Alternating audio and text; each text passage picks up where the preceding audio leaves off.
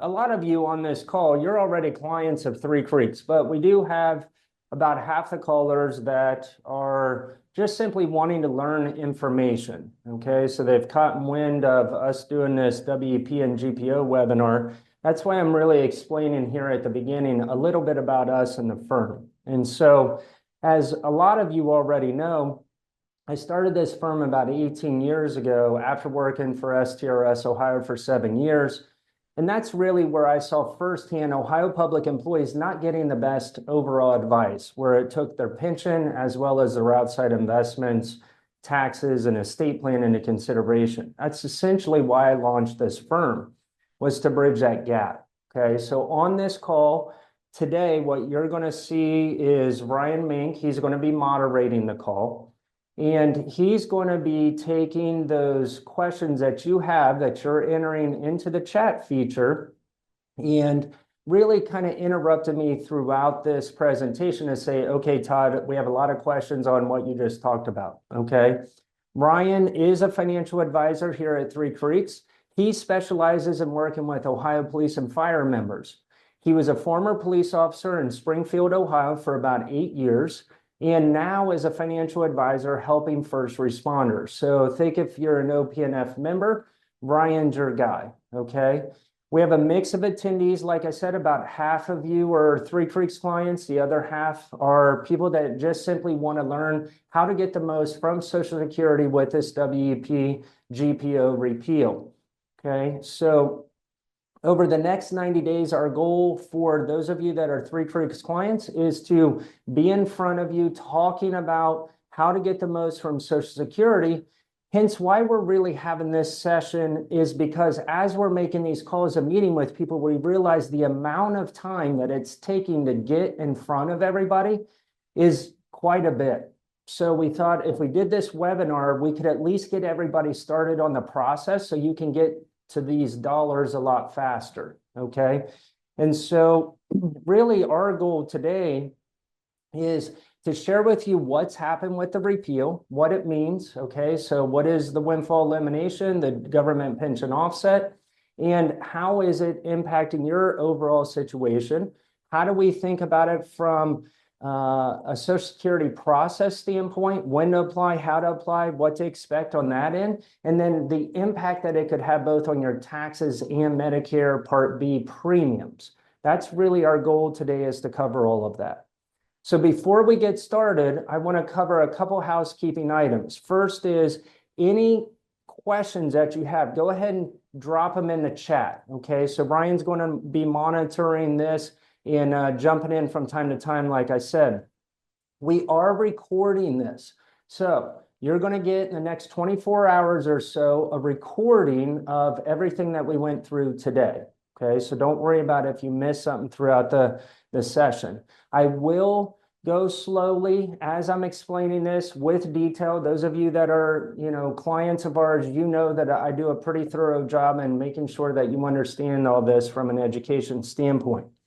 One of the things that would be very helpful before we get started, if you have available a piece of paper and a writing utensil. If you could pull out a piece of paper and a writing utensil, take a couple just brief notes, but I'm going to go through an example with you throughout this presentation that'll help you in your particular situation figure out exactly what this repeal means to you from a dollar standpoint. And then for some of you, it's going to be quite large and maybe even shocking to some degree, okay, once we talk about these strategies. So grab a piece of paper, grab a pen or pencil, so you can take a few notes and go through this example with me. So let's go ahead and get started. Before we do, we're going to pull up a poll here, and I'm just simply asking where you fall in this WEP GPO repeal, okay? Are you an Ohio public employee receiving a public pension and are eligible for Social Security? Or are you an Ohio public employee married to someone that's eligible for Social Security? Or are you really both? You're an Ohio public employee that's eligible in your own right for Social Security, and you're also married to someone that's eligible for Social Security. So if you could go ahead, take the next 30 seconds, grab a piece of paper, a pen or pencil, and answer the poll question, and then we'll get started. It looks like an overwhelming majority of people are either Ohio public pension member, plus they're eligible for their Social Security benefit, plus their spouse is actually eligible for Social Security as well. The second largest group would be the Ohio public pension member, plus they're eligible for their Social Security benefit. Okay, so And that's that's about good. everybody, actually. Yeah, and this is where the largest group right now having access to both a public pension, their own Social Security, and married to someone, which looks like on the poll, the largest group, this is where a lot of strategy comes into play, okay, and how to think about this. Okay, so we're going to go ahead and get started. And what I'd like you to do on your piece of paper, just take a blank piece of paper, and here's what I did. I just drew a T. You can see my name's on one side, my wife is Candace, so I put her name on the other side, okay? If you could do that, think of yourself as the Ohio public employee and think of your spouse, and that could be, you may be a widow or widower. This person, maybe you were married to for 10 plus years, but you're now divorced. So put that Social Security person over here. And you may say, well, we're both public employees and we're both Social Security. That's okay. Put both your names up here, okay? So really what we're going to do is we're going to map out, as we go through this, your actual numbers, okay? And I'll show you some more examples as we go through. Okay. So we're going to go ahead and get started. Today's agenda: who's impacted? What is the Windfall Elimination Provision? The government pension offset? What's going to happen next now that this has been repealed? And how's it going to impact your taxes and Medicare? That's today's agenda, okay? It's pretty short and sweet, but we have a lot of really good information to cover. So let's go on. You can see here, when you answered the poll, this is who the WEP and GPO actually impacts. So you're an Ohio public employee. Maybe you haven't retired, maybe you have, but you're an Ohio public employee that's eligible for a public pension in the state of Ohio. And you're also eligible for your own Social Security. Okay, so that's going to fall under the WEP. We'll get to in a second. You're an Ohio public employee eligible for your public pension or already retired, but you're married to someone who's eligible for Social Security. Okay, that's GPO. Now, those of you that were married for 10 years or more, maybe now you're divorced or you're a widow or widower, you're eligible for a public pension, but your late spouse was a Social Security recipient. Or that person you know that at one point you were married to is eligible for Social Security at some point. If you've been married to them for 10 years or more, then you could also be eligible under the GPO portion for part of that Social Security benefit. Okay, so these are the three categories that we want to think about as it relates to who's impacted by this repeal. In this repeal, it's a big deal. Okay, so we're already seeing this with clients, and the amount of money is for real. Okay, so let's talk about first, what is the Windfall Elimination Provision, or the WEP? Who did it impact, and what does this repeal actually mean to this? Okay, so there were really two ways that the Windfall Elimination Provision was applied to your Social Security benefit. So as an Ohio public employee, let's assume that you earned enough years, you're receiving your public pension, and you are also eligible for Social Security. Well, what we know through the WEP, it basically said you're not allowed to get all of your Social Security benefit. And so we're going to apply two rules to it. First, and this is the one that applies to most Ohio public employees, is simply we're going to reduce your benefit by 50%. So if you were receiving about $1,000 a month from Social Security, you're going to receive now $500. And this has been the experience of many of our clients, okay? However, there was another rule that we really used to apply to your Social Security benefit, and that was what we call the WEP chart, okay? So picture this as someone that's earned more years, more money in Social Security, and so their benefit's a little bit higher. Let's say for today, it was $2,000 a month that you were eligible for under Social Security. Well, if we applied a 50% reduction to that, we would have reduced your Social Security by $1,000. But because of the WEP chart, we had a maximum reduction amount. And so in this example, as you can see, with 20 years or less in Social Security, your max reduction last year was about $600, okay, $587. So if you were getting $2,000, you would be reduced $600, you would still get $1,400, okay? So not quite the 50% reduction. So this is really, really important to know because today under the WEP, if your benefit's pretty low from Social Security, you know that it's probably going to be close to a double what you're going to get in the future, which we'll get here in a minute. So here's what I want you to do next. With that piece of paper and that pencil or pen, again, remember how we wrote our names up here. So assuming I'm the Ohio public employee, as you can see here, I worked for STRS for 7 years.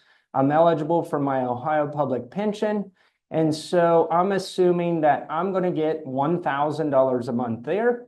And I've been working in the private sector for nearly 20 years. So in my example, I'm going to get $500 a month there. My spouse, Candace, is also in the private sector as a pharmacist. So she's going to get $1,000 a month from her Social Security. Again, this is just simply an example, okay? So I want you to go ahead, take the next 30 seconds and put your number right here for your Ohio public pension, and maybe even your spouse's Ohio public pension in this top category. And then go ahead and put Social Security down here, how much you're getting right now, okay, today, whether it's you, your spouse, or maybe even your late spouse, what they're going to get here, okay, or were getting before they passed away. So go ahead and fill that information out. Okay, so here's a good example. I just went through this on the WEP side. And as you're writing this out, this will make sense, okay? I'm getting my public pension, and Todd, I'm eligible for $600 a month from Social Security, but they reduced it down to $300. So put your $300 in that category, okay? Or maybe you were someone that was eligible for a pretty large Social Security benefit on top of your public pension. Let's go ahead and put the max reduction in there of about $600. So in that example, maybe you're getting, let's say, $800, right? So just having an understanding of which rule applied to you will be really important as we determine what your new amount is. Were you reduced by 50% or were you reduced more based on the max reduction or somewhere in between? Okay. So on to government pension offset, the GPO. This is where all the money is.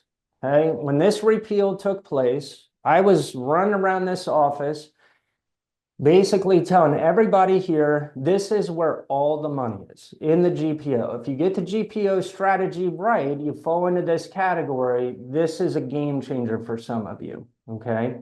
So let's talk about what the GPO is. Okay, so picture on my sheet. The GPO basically is saying, Todd, you're an Ohio public employee who's married to someone who's eligible for a Social Security benefit.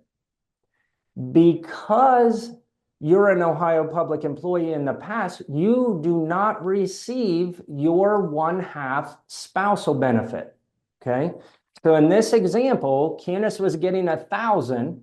By just simply be married to Candace, I should get $500. But because I'm an Ohio public employee, I'm not eligible for her 1/2 spousal benefit. That's the GPO, okay? So if you look at my example here, what does it say?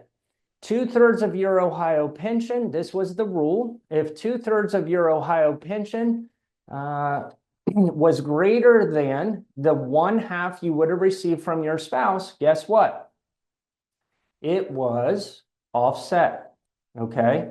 And so you didn't get it. And this is super, super frustrating for most people, is you knew you were eligible for a spousal benefit, but you just simply couldn't get it. So maybe you got a double whammy, right? My WEP reduced my benefit and I wasn't eligible for my spousal benefit. So you really were not a fan of Social Security. When I worked at STRS and would explain this to people, I would say, listen, I'm just the messenger because everybody gets upset by this WEP GPO. Now that it's been repealed, it's time to now get excited because there's real money on the table. Let's look at this GPO example and how it plays out. So now that you can receive your spouse's Social Security benefit, your pension, in my example, $1,000, and your spouse is getting $1,000 from Social Security. And this is where this sheet that I had you draw becomes really important, okay? Because now you have your Social Security spousal benefit over there on the right-hand side of that T. Put down what half of that would be. Okay, so if your spouse is getting today $1,000 from Social Security, go ahead and put down $500. That's what you're eligible for. Okay, you're eligible for half that benefit. We'll talk about if you get it all or what happens if you're WEP. But think of that 500 is now coming over onto your side of the ledger as an Ohio public employee. You just got $500 more in my example added to your monthly income. Okay. And it's actually going to get better than this. So just hang in there. Okay. Here we go. $1,500 now. That's awesome. And my spouse, guess what? Still gets the same $1,000 benefit. It did not reduce your spouse Social Security. Okay, so your spouse will continue to get the exact same amount they were getting. You're just getting 50% of that amount now. Okay, so the GPO is a big deal, and you'll see this when we get into some examples. Now, the other big thing is those of you that are eligible for your own Social Security and you're also married to that person who is eligible for Social Security. Okay, so now you're trying to think, well, what's going to happen here? So let's take a look at this example. Okay, in this first example, you can see I'm getting $1,000 a month. Well, remember, I had a reduced benefit of $300, and now it's going to go up to $600 under the WEP repeal. So my benefit basically doubled. So now I get $1,600 a month. That feels pretty good. But then you come into my office and I say, okay, well, wait a second. That's not quite right. You may say, what do you mean? I feel great. I just doubled my Social Security. And I say, yeah, no, I get it. But don't we want more money if we are eligible for it? Yeah, of course. So now in my spousal example here, you could see my spouse was getting $2,000 a month. So what am I eligible for? I'm eligible for 50% of my spouse's benefit. Okay. And why is that important? Well, you could see in this example that 50% is $1,000. Well, that exceeds the $600 that my WEP repeal just got bumped to. Okay, so I went from $300 to $600, but over here on the GPO side, I can now get half my spouse's benefit. Well, which one's better? Of course, the 50% $1,000 benefit is better than $600. So what we do here is we say, okay, what happens? I'm going to take that away and I am going to move the 1,000 over into my category. So now in this example, you could see I get my 1,000 from my own pension, and then I get 1,000 from half of my spouse's Social Security. So now I get 2,000 a month instead of 1,600. Okay. So that feels pretty good. Just that one thing, I can tell you, has tripped a lot of people up. Okay. I got a call last night. I was here till 5:30 and I decided, hey, it's time to go home. And I'm driving home and I get a call from an SERS retiree. So think a school employees retirement system, was a staff member at the schools, and an STRS member, both retired. She says to me, Todd, I'm getting Social Security. I said, great. How much are you getting? I'm getting $437 a month. Great. Well, what's her actual amount? Okay. So what I know about her, she's been a client of mine for a long time, is her amount is actually more than 437 because her Med B premiums are coming out. And let's assume this year Med B premiums are 185. So most likely her benefit's actually about $600, right? A little bit more, but ultimately around 600. So what's going to happen with her?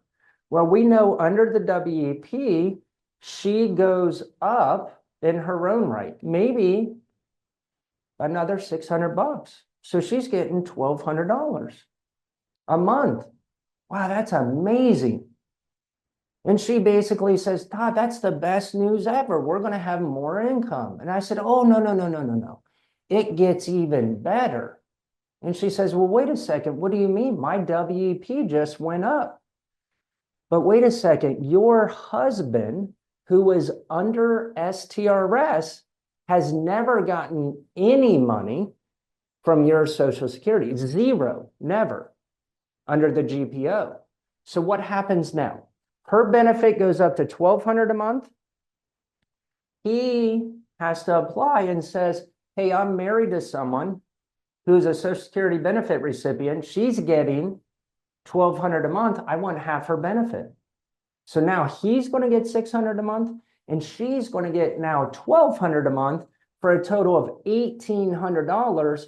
And they've been used to living off of $437 a month coming from Social Security. This is a big deal on the GPO side. I can't emphasize this enough, okay? I'm going to share a couple other examples with you, okay? Hey, Todd, before we get into that, we had a question come in. So is a spousal benefit only when your spouse dies? No, that is a great question. This is why your spouse is still alive, okay?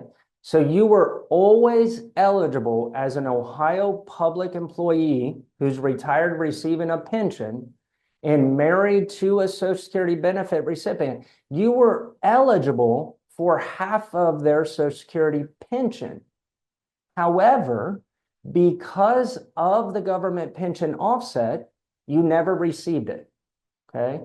So absolutely, you need to apply. I'll get into how to apply, what to do, and all those things here in a minute, but it is not for someone who has passed away, okay? This is right now while you're both alive. Okay, so let's go on to example 2, and I want to show you something here. And I'm going to explain. I have a client that was in this situation just about 2 weeks ago. So I'm an Ohio public pension member. I'm getting $3,000 a month. Again, these are examples. What I want you to do is really map this out on your piece of paper as we're going through this. I'm getting $3,000 a month as an Ohio public pension member, but I'm not eligible for Social Security at all, okay? I was a teacher. I started teaching at age 22. I kept working and never paid into Social Security, never eligible. Okay. So I get my $3,000 a month. I keep moving on. But I was married to someone. Maybe I'm now divorced after 10 plus years. If you were married, you're still eligible. Or my spouse has passed away in this example. In example 2, we're talking about the widow and widower benefit. Okay. So think about if you're in this situation. I have a few clients in this actual scenario who say, well, I think they were getting $2,000 a month in my example. Okay. Well, you're eligible for half of that pension now. So 2 weeks ago, after I made a call, as my clients know, I've been calling and emailing and scheduling appointments and talking about what these real dollars are. And this is 100% true story. So I reach out to a client and I say, listen, you're eligible for your late husband's pension from Social Security. And she says, what do you mean? And I said, well, the WEP GPO was just repealed and you're eligible for that pension, that Social Security pension, because of the GPO being repealed. And she said, what does that mean? And I said, well, I don't know exactly yet the dollar amount for you, but what I know is you're eligible for a portion of this pension. She said, great. What do I do? And I'm going to get into the process here in a minute. So she did this. And if you follow me on LinkedIn, I made a post about this. She gets in touch with Social Security and they said, yep, you're eligible for your late spouse's pension. I'm going to share just one portion of it. When I get to the rest of the process and what's going to happen, I'll share with you the second portion. But here's what happened. The Social Security person said, yep. And by the way, your monthly amount that's going to start next month is $28.26 per month. Okay. So again, she had no idea about this. She calls me back. She's practically crying. And she said, I can't even believe this is real. I'm getting almost $3,000 more a month in income because of this.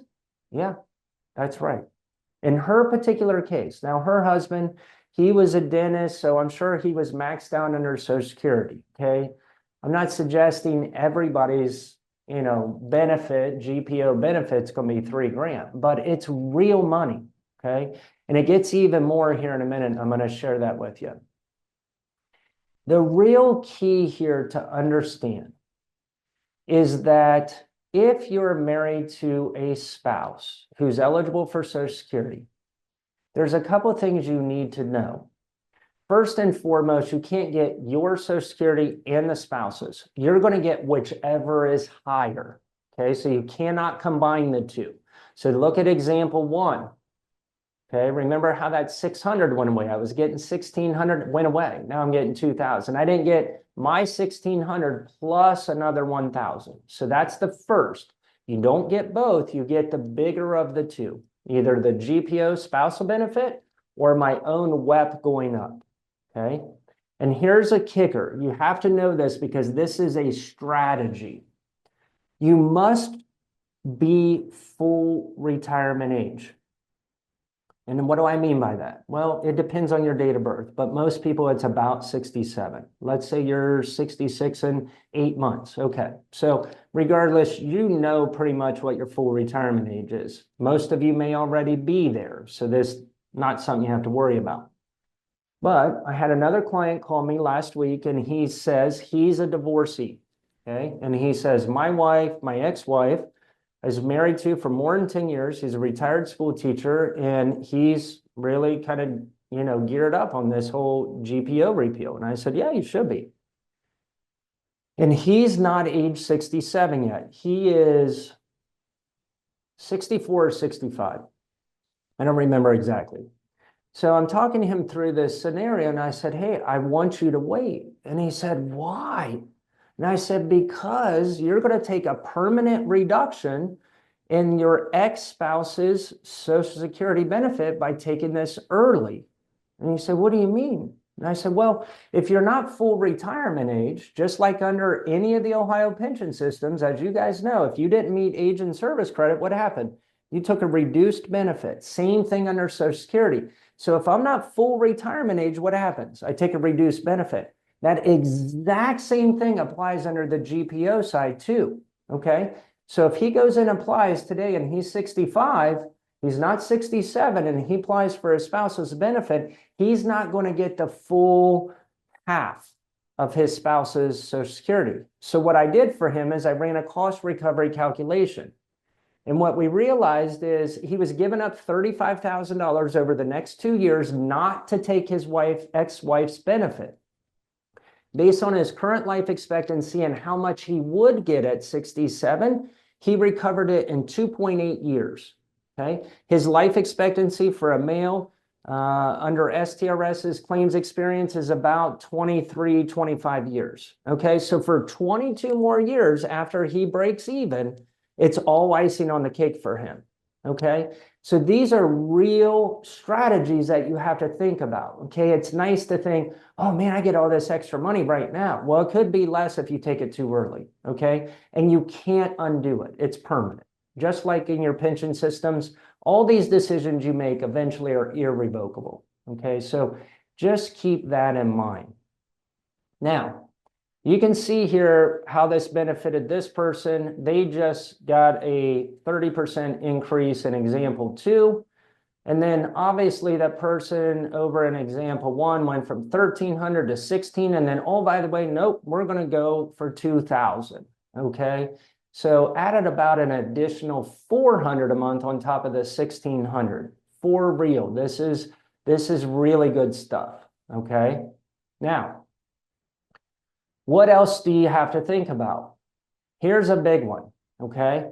Everyone's going to get back pay. And you may say, what do you mean back pay? So remember my client who's getting about $2,800 a month. What the Social Security rep also told her is we're going to send you a lump sum amount of $20,705, I think, to be exact. Okay. So this isn't just simply a monthly increase. Okay. This is also back pay to January of 2024. So think about that just for a minute. Okay. Again, think of the lady that called me on my way home last night. His benefits going up. He wasn't getting anything by $600 a month, and hers is going up by $600 a month. So what's going to happen? 600 times 12, 7,200 for her. 600 times 12, 7,200 for him. They're going to get a check in their household for about $14,000 this year, most likely, this calendar year. In addition, their monthly income is going up $1,200. This is for real, okay? The GPO is where the money is. So you've got to get this right. You may say, well, how do I get it right? Well, as my clients know that are on this call, they call me and we get it right. But what you can do if you're not a client of ours, you need to know these examples and these strategies, okay? So here's what's going to happen. If you're WEP, so Todd, I was supposed to get 600 a month, now I'm getting 3. When is my benefit going up to 600? I don't know. Even in some cases, Social Security doesn't even know. They're telling people on their website it could be a year. But if you're a WEP recipient, okay, so you're getting your own Social Security and you're an Ohio public employee, you've been reduced, you don't have to do anything. They already know they're reducing you. You just wait for your back pay and your higher monthly benefit. You don't have to do anything. But what did I just say? The GPO is where all the money is, right? So this you've never applied for because you weren't eligible for it. So you never applied for your spousal benefit ever. So what do? You have to contact Social Security first. So let me give you a couple expectations here. Okay? Hey, Todd, before you jump into that, I got a couple questions here in the chat. Okay. One's related to the previous example. So they had said in this example given, how far back will Social Security look? When will the benefit start? And then after SSI approves the benefit, when will they approve the benefit, or when the spouse passes? Okay. Great question. So this is what we're talking about here. And this is really kind of going on to this next slide. Okay. So the back pay we know is back to January of 24. Okay. So think about where we are right now. You're talking about 13 months so far of back pay. Okay.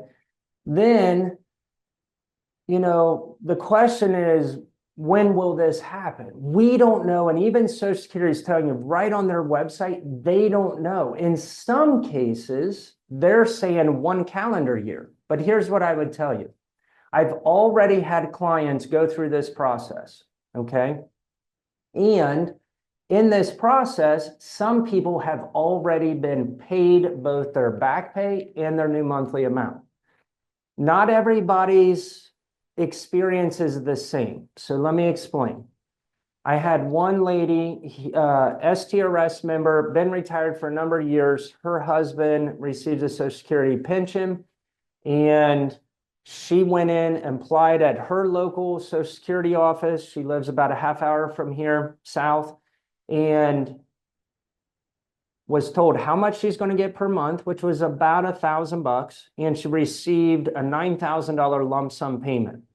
That already started and came into her bank account about a week ago, okay? And she started on this process maybe 3 or 4 weeks ago when I sent her an email and said, hey, it's time, you need to apply for this benefit, okay? Now, my other GPO example, the lady that got a lot of money, super smooth process, okay? Other than when you call in, which I have this number up here, when you call into Social Security, you have to first call in to schedule the appointment. Okay, you're not calling in to say, hey, I want to go ahead and apply for my GPO. They're so overwhelmed right now. This phone number for some of my clients has taken people 3.5 hours to get through. So here's my advice to you. When you call this number, it's going to tell you the wait time. It will ask you if you want to put your own phone number in. If you put your own phone number in, go about your day, wait for them to call you, because all they're going to do is simply say, what do you need an appointment for? I need an appointment to apply for my GPO benefit. Because remember, if you're a WEP person, what happens? It naturally is going to go up, and that back pay is going to happen. I can't tell you exactly when or Social Security, but it's happening. We're seeing clients right now that are actually getting money deposited in their bank account, okay? So the key here is you gotta set the expectation extremely low when it comes to Social Security. Bring it down. Don't think you're gonna walk in a Social Security office, apply for your GPO, and walk out and know that in a week I'm gonna have this big check and this monthly benefit. Not gonna happen, okay? They won't even talk to you at the counter. I've had a couple clients go in, wait all day at the Social Security office, and still get the same answer. Okay, so everybody's tried this, but here's the best thing you can do. Just call this number, have them call you back once their wait time's up, schedule your appointment and say, I want to apply for this spousal benefit. Great. One of the things they're going to want from you is your marriage certificate. Okay, so this is how they determine if you've been married 10 years or longer. And if you're applying for a widow or widower benefit, make sure the death certificate is available, because you were going to need to send this to the local Social Security office, okay? Make a copy of it and send it on. They'll give you the information and the address to send it to. The other thing you can do to watch this process, log into your Social Security account. You may say, well, I don't have one. That's okay. You can set this up at ssa.gov. So go in, you set this up, and then you can watch this process. Hey, we see you applied for your GPO benefit. Maybe they're saying, hey, we want to let you know we see you're a WEP person and your benefit will eventually increase. But you will receive back pay on this, and you will also see your monthly benefit increase. Okay, so think of, in my example, the person I talked to last night. They're getting back pay on her side and his side. And I have a lot of clients in this situation. So I want you to just think through this chart now. Okay, you put all your numbers up here and you're thinking, okay, wait a second. My late spouse was getting about $2,000 a month from Social Security. I'm probably going to get $1,000 a month now. Yep. And I'm going to get a $12,000 lump sum back pay? Probably. Right? These are estimates. We're giving you approximate numbers, but yes, that's exactly how it works. Okay. And so if you can map your own out here, you're going to get a really, really good sense after today's webinar how much more income you're going to have monthly, but then take that monthly income and do it times 12 or 13 because that's your back pay check. Okay. We had two really good questions come in too here. The first one is, are these payments going to bankrupt Social Security more quickly? Yes. 10 years, over the next 10 years, this is estimated to cost Social Security $194 billion with a B, billion dollars.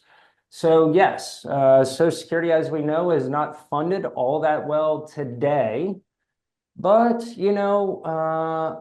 I wouldn't worry too much about that. I feel like, what they'll end up doing, like they always do, is kick the can down the road and they'll find another way to fund Social Security. They're not going to leave people hanging. But yes, this is going to drain Social Security that much quicker. $196 billion is estimated to go out to about 58.6 million people are impacted by the WEP and GPO repeal. Another good question here. Do I wait to apply for a GPO application until my spouse starts to collect Social Security? If your spouse is already full retirement age, so 67, but they decided they're going to keep working, you can go ahead. If you're full retirement age, you can apply for it. Okay. So they don't have to be receiving their Social Security in order for you to apply. Okay, so you can go ahead and apply. And another one is, I'm sorry, finish your thought there. Yeah, no, go ahead. Okay. Somebody's been married for 10 plus years, but divorced. Would they need to take their certified divorce decree in? Yes, you'll need your divorce paperwork, your marriage certificate, because they're going to want to see how long you were married. And this is what I was going to bring up here.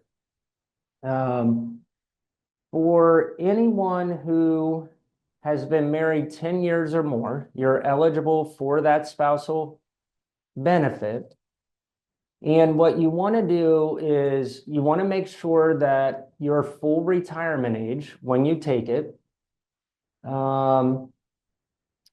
And there's probably one other thing that just kind of I forgot about, but I'll remember by the end, so I'll bring up. So yes, you want to apply for this benefit when that person would be full retirement age and you would be full retirement age. Again, they don't have to be taking their Social Security as long as they're full retirement age. When you apply, they'll let you take it. Okay, any other questions, Ryan, before I move on? And I think we're good. Okay, so let's go on to the next slide. So you have all this income, and maybe what you just figured out and looking at your chart that you kind of drew out, wow, we're going to have a lot more income than we did in 2025, assuming what happens. Look at the example on the right here. Let's assume your back pay came in and your new dollar amount. So you just increased your income in your household by $1,500, another 18 grand. So you have 36,000 new dollars in 2025, and you're super excited. And I'm excited for you. But when I sit down with you and I do your tax planning, you may not be as excited. And why? Well, what do we know about income? We know Social Security, for the most part, 85% of it for all of my clients, is taxable. It's income. What does income do? Income can increase your tax bracket. It can also do what? If you're Medicare eligible, you know this, it can jump your Med B premium. So you start jumping these, what we call IRMA brackets, okay? And that's what you see on the left. This is an actual client scenario. Okay, so I can just snip right out of this tax report that I was doing for them and say, okay, here's what's happening. In this client's example, they had a modified adjusted gross income, annual income of 267. Yep, it seems high. I get it, right? Not everybody's in that boat, but this is a good example. Why? Because look at where that bracket is. It's 266 to 334. So they're only over now with this additional 36,000 by $1,700 for the year. And what can happen? It can push them back down into the other IRMA bracket. Just 1,700 bucks. That's it. So what do? Well, especially if you're married, what happens? This 259 it goes to 370 for both of you for 24 months, for 2 years. Okay, not one, two. So now they're paying what? $111 more a month each for the next 24 months. So this 1,700 bucks is going to cost us $4,800 a new Medicare Part B cost. Just that one thing. So what do? Okay, if you start jumping these IRMA brackets because of this extra income, yeah, sure, you can adjust your tax withholding and you should, right? Make sure you don't end up with a big tax bill at the end of the year. No one likes to do that. But that doesn't change your tax bracket or your Med B bracket. That just changes your withholding. So what can you do? If you have a non-qualified account, what do I mean by non-qualified? Think of non-retirement account. Okay, so your retirement accounts are qualified. 403B, 457, IRAs, non-Roth, right? Just traditional IRAs, that's all qualified. Non-qualified account is you have a brokerage account that holds some investments in it. You have a non-qualified account that's producing income. I have clients getting hammered by this. Todd, I'm so excited. I got a $50,000 CD paying me 5%. I said, that's exciting. You know, finally, after a couple of decades, we're making interest. Here's the problem, Mr. and Mrs. Client. That interest is taxable as ordinary income. And so that 5% or 2,500 bucks you just made, guess what? Popped you into the next Med B bracket. What do you mean? That's what I mean. That 2,500 you made just cost you 4,800 in this example. Okay. So here's what you do. If you have an IRA and you're charitable, maybe in this client example, that's all I'm doing. I'm not suggesting you go and do this. It's just simply an example, okay? What I recommended for this person was, hey, I see on your taxes that you're giving away some money to your local church. And they said, yeah, and to the food bank and a couple other places. I said, great. So instead of you taking that from your checking and savings, I want you to take that money from your IRA. And I said, why would I do that? Qualified charitable distribution keeps that money from landing in your checking account and included as income, driving your tax bracket and your Med B bracket higher. Just take it straight from the IRA, pop it right over to the church. People say, Todd, how do I do that? Well, we do that for our clients. Okay, so they work with us on that. If you're trying to do it, it's a little complicated. You'll have to work with whoever you're working with to figure out how to do that on your end. But these are little things that can make a big difference. So in this example, what we can do is say, yeah, we have 36,000 more in income. We can see ahead of time. Okay, so we're doing tax planning right now for clients and saying, hey, by the end of 25, you're going to be over by 1,700 bucks. So here's what we do today. Right? So if you're just simply doing tax returns and you're not doing tax planning throughout the year, you need to think differently.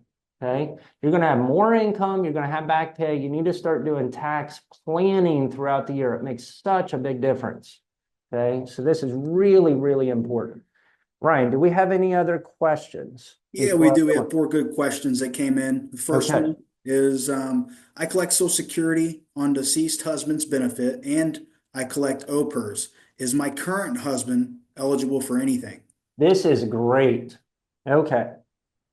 So I have a client in this situation. So to answer the question, no, your current husband is not eligible for your deceased husband's portion of the benefit. Okay, but here's what you want to think about. So I have a client in this scenario.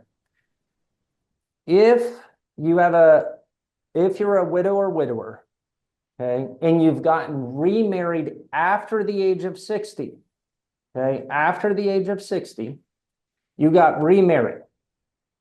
So now you really have two benefits you could go after. I'm going to go after my late spouse's benefit, and I want to see what that amount's going to be.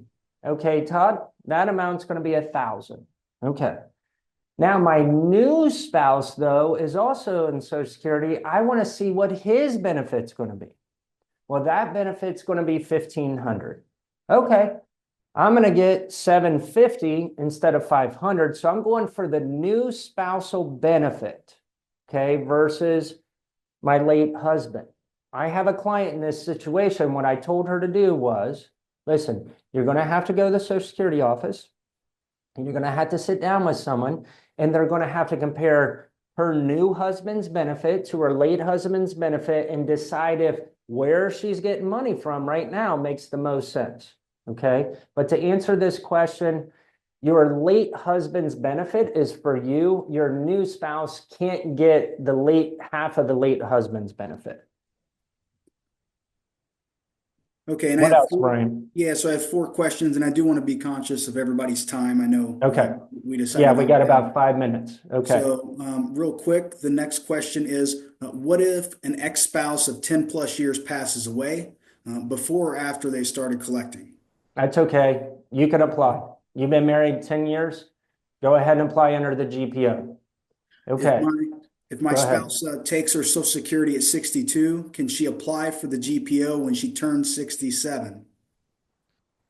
Okay, so the spouse took it at 62, and Yep. now we want the spousal benefit. What stinks about that is you're going to get half of whatever that spouse is getting, and they're getting a reduced benefit at 62. So yeah, you could go ahead and apply for it. Depending on your age today, even if you're under full retirement age, but you're going to take a double reduction because you're not full retirement age and they're not full retirement age. So that kind of stinks. Yeah. How do you find out what your ex-spouse is eligible to collect? You really can't. You just have to go in and talk to Social Security. They will be able to tell you. Okay. So there's nothing you can do to figure that out. Social Security's got to tell you. Okay, and then can I apply for my spouse's half while I'm still working? Yes, if you're full retirement age. So just like a regular person, hey, I pay into Social Security at 67, I can go and get my full Social Security benefit and keep working and make whatever amount I want. Doesn't matter, okay, because I'm full retirement age. If I take it before full retirement age, totally different story, okay? So wait till you're full retirement age. Okay, and last question, it's a little bit of a long one, so bear with me here, but if an OPNF spouse is receiving a disability pension and eligible for and getting Medicare early because of the qualifying disability, 64 years of age, the spouse is 60 and will be eligible for Social Security income when reaching the age. Should the disability spouse apply for early Social Security income, and how does the disability affect the GPO? Okay. So I'm going to cop out here on you. Sorry, which, is rare that I do this. But what I want you to do is just scan one of these barcodes, scan Ryan or mine. I want you to call us because your situation is very complicated. It's going to be hard to cover all the ins and outs of that question, but it's a very legitimate question that we need to get the right answer to you. So if you could make an appointment with us, schedule an introductory call with one of us, I would appreciate it. I got a couple other little things. Okay. So I want to finish up with a poll. Okay. I hope you found this to be valuable.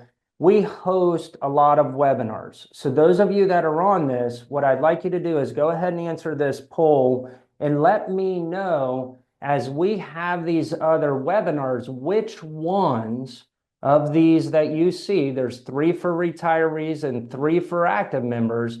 Which one of these would you most likely attend so that we can make sure as we're doing these webinars, we get you the correct information.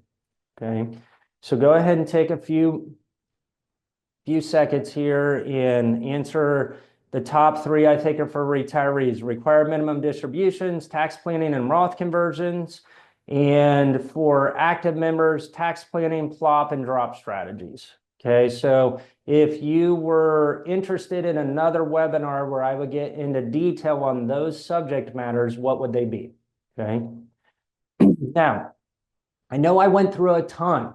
Okay, I tried to give you real life examples. What I can tell you to finish this webinar is be patient, but apply. Okay, do your due diligence, do it right now. Okay, apply if you're going after the GPO, because it's going to take time to get the back paying your monthly income started. If you're WEP, remember, you don't have to do anything. It's a wait and see scenario. Kind of stinks, but the best thing you could do is log into your Social Security account and keep an eye on it there. Do not get frustrated with this process, because it is your money. They repealed this. Go after it. It may be frustrating, especially when you're dealing with Social Security, but I can tell you it's worth the frustration. There's real money here, okay? So go ahead and apply for your benefit. What I would tell you also is, if you have questions, I put this up here. Those of you that are clients of ours, you don't have to worry about this. You know, we're in touch with you on this stuff, whether it's email, phone, meetings, all that kind of stuff. If you want to get on our calendar, you already know how to do that. Those of you that are just here to learn, if you have questions, go ahead and get on our calendar for an introductory call so we can help you think this through. But I can't emphasize enough. Go through the process. Do what you can to keep your calm, cool, collective nature. Don't get too frustrated with this, and know that there's a payday, or, you know, a pot of gold at the end of the rainbow on this thing. So just keep plowing through. I'm super happy that you guys were here. We had a huge amount of people that decided to come today, so I can't thank you enough. Special shout out to the FOP president, Brian Steele. I know he put it out to a lot of the OFP members, largest FOP in the country. So shout out to Brian Steele. We just appreciate Ohio public employees, and you guys know that have been working with me for years. We appreciate everything that you guys do. If you're teaching, if you're a state employee, if you're a police officer, firefighter, we don't care. We just want to be here to help you guys get this stuff right. So thank you for attending today. Ryan, I'll stay on just for a few more questions, and then anybody that wants to cut loose, feel free. Any other questions, Ryan? No, we're good. Okay, awesome. Thank you, everybody. Like I said, have a good time. Let us know if we can help. Take care.